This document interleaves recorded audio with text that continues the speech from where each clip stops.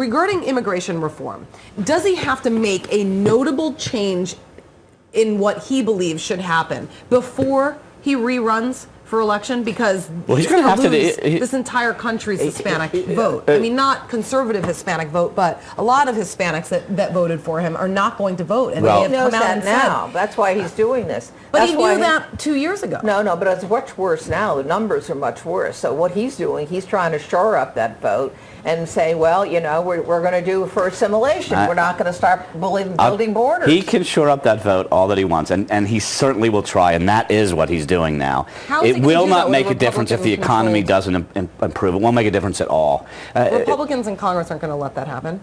Well, I mean, they can't. What do they do? Well, no, because you know, then his veto. He's going to frame the debate around economics and national security. That's what he's going to frame. That's how he's going to try to push this forward. How is he going to use national security to push? Because we don't know who's in this country. When he's talking about Hispanics. No, but the Hispanic community specifically, when it comes to immigration reform, you think Hispanics. You don't really necessarily think other nationalities. I mean, although they are included, we think Hispanics. Right. No, I'm just saying in the macro argument that he frames, and not necessarily tied to the Hispanic vote, but he has to do something in immigration. I mean, he ran on it. Yes, we can. Well, we haven't done a thing yet. What do you think he's going to do? Well, I think that I think he believes it's the one safe place for him to go right now. But if the DREAM Act didn't make it past the Senate, the Democrats did not agree with the DREAM Act, then how is he going to reform it? They do not want to fix the fence. They do not want to send U.S. troops down there to protect the border. We don't have They do not want to have illegal aliens deported. Every time one illegal alien is deported, the New York Times does an editorial saying what a wrong thing to do. And meanwhile, while our deficit is climbing, these people are getting they're getting freebies. Okay, but the issue. Okay, so there are two issues, two sides of the fence, if you know, pardon my pun, but.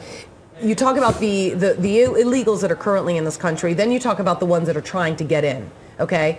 The fence issue, that's something that he has not stood strong on. But he did talk about how he planned on dealing with the illegals currently living in this country. He hasn't dealt with that at all. He hasn't done anything. It's like another Guantanamo. He hasn't, but it didn't happen. No, he hasn't done anything. He was adamant about closing Guantanamo. Now he wants to reopen it. He hasn't done. He was adamant about. Well, yeah, that's because he found out what was he was dealing with reality. He found out terrorists were there. Well, no, I mean, from day one, he didn't know what Bush knew. I mean, I bashed Bush for 8 years. But what didn't he know about Guantanamo? Wait a minute, not dealing with reality is no excuse for being stupid. Really? Oh, he's not stupid. No, I mean, think he's not a stupid man. I think he got talked into thinking that he could really close Gitmo, and I think Eric Holder thought so. You ever listen to some of course. Well, Eric Holder. Listen to Eric Holder is a complete dummy. Have you listened to him? I know, but Eric Holder, who was a top advisor, his entire he was already writing his legacy that was based on closing Guantanamo, and it's not going to happen. But what is it that you're talking about that he didn't know about? I'm just curious. What I is mean, it that he didn't everybody know? talks about that historic moment during inauguration when he found out, you know, the entire inauguration was in jeopardy of terrorism.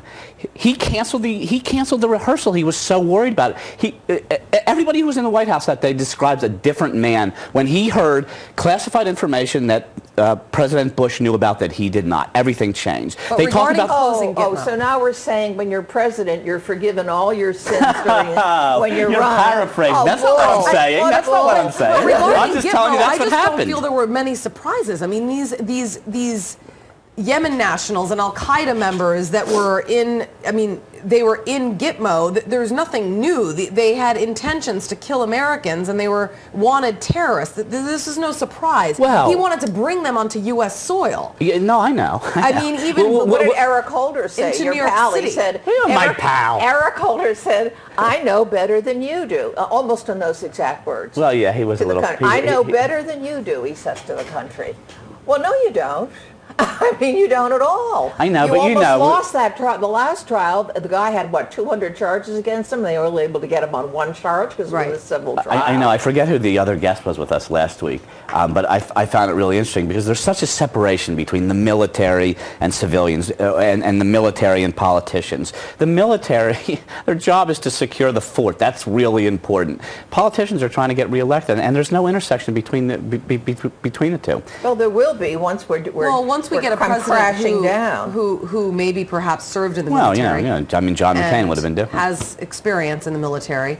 But I mean, those stories about Obama walking into the room with generals and saying, that saluting thing, don't worry about it, guys. Well, that's ridiculous. Bill Clinton did the same You're thing, the commander remember? in chief. Right. Bill Clinton did the same demand thing, it. and Hillary outright insulted them, if we can believe all the accounts that we've heard. Well, okay, so then when we go back to the Gitmo immigration reform and then raising taxes on the wealthy. Now, that was another thing that he stood very firm on. He wanted anyone who was making $1 over $250,000. But it's really the middle class. I mean, $250,000 is not the same as $1 billion. No. And this is the mark he's chosen as wealthy people. But It's absurd. Okay, here's where I get confused on this, because he extended the Bush era tax cuts. He had said he was not going to do so. Yeah. He only wanted to essentially cut taxes on the middle class. Well, that Again, didn't go he didn't over. know then and what he this knows and now. this was when the Democrats controlled both the House and the Senate. So now he wants to reverse that again. So now he's done two 360s Class on this. envy has always been a part of his campaign. And this is a special example of class envy. Say that you hate the rich, and boy, the left will love you. I mean, it's the oldest trick in the book, and he's pulling it again. But after just having extended January 1st But he wasn't says so he didn't long know ago. then what he knew. That's What? long I time don't ago. know. I don't believe. No, well, he that's just, not true. if you in D.C., it's that he's not Come on, the senior statesman that. But the Bush era tax cut debate, that was just a few months ago. I mean, my memory is not that great, but January 1st, okay? January 1st, the Bush era tax cuts would have expired had he not voted or had he not agreed to extend them. He had said he was not going to do it for those making over a certain amount. Well, he did it. So now we're in what, April? Okay? So what's that? A few months? And now he's going back on that? I don't understand. Well, I think that That is the most confusing issue, I think, for a voter. Because honestly, what do Try you the get? word lying.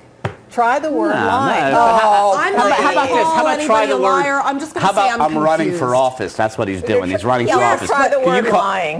If but Al Gore seriously, had, if Al Gore had the nickname flip flopper, I mean, what do you call That's this? lying, What do too. you call this? But what do you call this? Because this is flip flopping more than anything I've ever seen. They're running. That's what they're doing now. That's why I know, everything but changes. you're running for president. I That's get right. it. Okay, That's so right. now that they're running, we don't mind if they lie to us. Well, we'll So it's find out. okay if they First change of all, their mind I'm not every saying day. lie.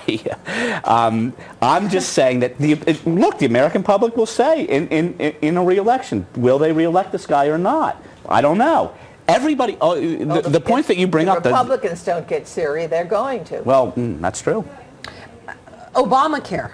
There's another one. I mean, if we're talking about raising the debt ceiling, which is in the trillions, tens of trillions of dollars, you need to cut spending. Medicare, I mean, is going to be bankrupt, essentially. Obamacare's spending is through the roof. I mean, where are the Democrats' plans on cutting spending? Well, because of there will be a forced conversation because if you don't cut about spending Obama's health. and you raise the debt ceiling, at some point, the country goes bankrupt and the government ultimately will shut down. No one's going to agree to that. We're just extending the inevitable. Nobody's going to if we agree keep to doing it. I believe that they will raise the debt ceiling, but I believe that there will also. To how much? What I'm number, not saying I agree with what it. Number do you If you think will would it down be to the most reasonable? I think they have to. Okay, They're That's out right. of so business. what I mean, it's just like me and you. What If they're- number? I don't know it. They're going to tie it to cuts. That's the only way that it's going to get The through. debt trillion ceiling is now. $14.3 trillion now. So what number would Democrats see as a reasonable number? Oh, that's impossible. I mean, trillion. Who can even get 1 trillion? I don't know how many zeros is in the trillion. Exactly. That's impossible. There's no way it will get through the House and the Senate unless it's tied to cuts. There's just no way. Now it will have to be. Okay, so you believe that cuts have to happen in order for Oh, the debt ceiling to absolutely, go up. definitely. And We, you, we all keep sitting here being surprised that he doesn't get the message. I mean, he does not want to cut. He's a Democrat. He does not want to cut. It's not much more complicated than that. all right, we're going to try to maybe figure it out in a Come quick on, you break. know it's true. We won't, of course, but we're going to take a quick break anyway, nonetheless, and we'll regroup and we'll come back, and I hope you stay right there.